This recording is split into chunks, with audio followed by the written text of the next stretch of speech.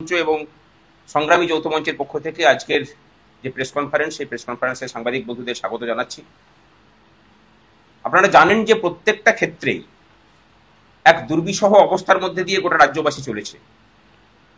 এখানে যেমন চাকরিজীবীরা আছেন, সরকারি চাকরি পাওয়া চাকরিহারারা আছেন, দুর্নীতির কারণে বঞ্চিত চাকরি প্রার্থীরা আছেন, দীর্ঘদিন থেকে সরকারি চাকরিতে সুযোগ না পাওয়া নতুন ক্যান্ডিডেটরা আছেন, ছাত্রছাত্রীরা আছেন, সব থেকে বড় আমাদের বাড়ির মা বোনেরা আছেন, যাদের নিরাপত্তা আজকে গোটা রাজ্য জুড়ে প্রশ্ন চিহ্নের মুখে। তার কারণ দুষ্কৃতকারীদের বিরুদ্ধে এই রাজ্যের প্রশাসনের রেড কার্পেট বিছিয়ে দেওয়ার যে নীতি 2011 সাল থেকে চলছে, তার কারণে আমরা এই সমস্ত কিছুকে একত্রীভূত করে আগামী দিনে একগুচ্ছ কর্মসূচি নিতে চলেছি। যেসব দাবিতে আমাদের এই আন্দোলন সংগঠিত হবে, তার মধ্যে যেমন আমরা দাবি করছি যে পশ্চিমবঙ্গ সরকারের প্রায় 6 লক্ষ শূন্য পদ, সেই শূন্য পদে স্বচ্ছতার সাথে স্থায়ী নিয়োগ করতে হবে এবং যে নিয়োগ কমিশনগুলো আছে পিএসসির মতো, এসএসসির মতো, তাদেরকে সম্পূর্ণ স্বায়ত্ত শাসন যেগুলো দেওয়া আছে সেই স্বায়ত্ত শাসন দিতে হবে। দুর্নীতির কারণে যারা চাকরি পাননি তাদেরকে অবিলম্বে সেই জায়গাগুলোতে নিয়োগের ব্যবস্থা করতে হবে। এসএসসি 2016 প্যানেলের যেসব শিক্ষক শিক্ষিকা এবং শিক্ষাকর্মীদের চাকরি গেছে, তাদের প্যানেল বাঁচানোর জন্য অবিলম্বে সমস্ত ওএমআর পাবলিশ করা এবং যোগ্যদের নির্ভুল তালিকা পেশ করে এই প্যানেলকে বাঁচানোর প্রচেষ্টা করতে হবে।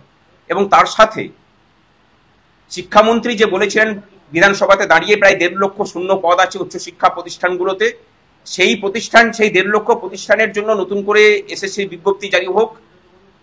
1.5 লক্ষ শূন্য পদ কিন্তু দেওয়া হয়েছে মাত্র 20,000। 2016 সালের পর থেকে নতুন করে কোনো এসএসসি হয়নি। এই রাজ্যের লক্ষ লক্ষ ছেলে মেয়ে এসএসসি দেওয়ার জন্য মুখিয়ে আছেন, তাদের সামনে নতুন করে সুযোগ তৈরি হোক। কিন্তু 2016 সালের যে ভ্যাকেন্সি ছিল, সেই ভ্যাকেন্সি 2016-তে যে পরীক্ষা হয়েছিল সেখান থেকেই পূর্ণ করতে হবে। ওই প্যানেলে রিভিজিট হোক, আমরা সেটা চাই। আর একটা বড় ইস্যু সরকারি কর্মচারীদের ডিএ। আপনারা জানেন যে গতকালকে সরকার আইএ ফাইল করেছে। আমরা চাই যে সরকার অবিলম্বে এই আইএ কে প্রত্যাহার করে সুপ্রিম কোর্টের যে অন্তর্বর্তীকালীন নির্দেশ ছিল 25% ডিএ দেওয়ার, সেটাকে মিটিয়ে দিক। অন্যথায় আমরা আদালত অবমাননার মামলা যেমন করব, পথে নামা হবে সর্বশক্তি নিয়েই। এবং তার সাথে নারী সুরক্ষার বিষয়টাকে আমরা সংযুক্ত করছি। এই সমস্ত বিষয়কে নিয়ে এবং 2016 সালের আগে যাদের ওবিসি ক্যাটাগরিভুক্ত, আপনারা জানেন যে কোর্টের নির্দেশে নতুন করে যারা ওবিসি তালিকাভুক্ত হয়েছিলেন তাদেরকে সুযোগ পাচ্ছে না। কিন্তু সুযোগ পাচ্ছে না বলে যারা পূর্ব থেকে সেই অধিকার ভোগ করতেন তাদেরও অধিকারগুলোকে কেড়ে নেওয়া হয়েছে। সাংবিধানিক অধিকার হরণ করা বলছি আমরা এটাকে।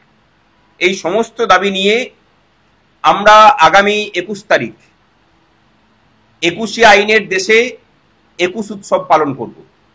আমরা 21শে জুলাই আমাদের শহীদ মিনারের যে মঞ্চ আছে, সেখানে সমস্ত মঞ্চ মিলে আমরা সেখানে বাংলার মেধা, বাংলার শ্রম এর শহীদ দিবস পালন করব। এবং তার সাথে 28শে জুলাই আমরা নবান্ন চলো কর্মসূচির ডাক দিচ্ছি। এই নবান্ন চলো কর্মসূচিতে আমরা এই রাজ্যের সমস্ত গণতন্ত্র প্রিয় মানুষ যারা মনে করছেন যে এই রাজ্যের সরকারের প্রাতিষ্ঠানিক দুর্নীতির ফলে আপনিও বঞ্চিত, তারা সকলে এসে যোগ দিন।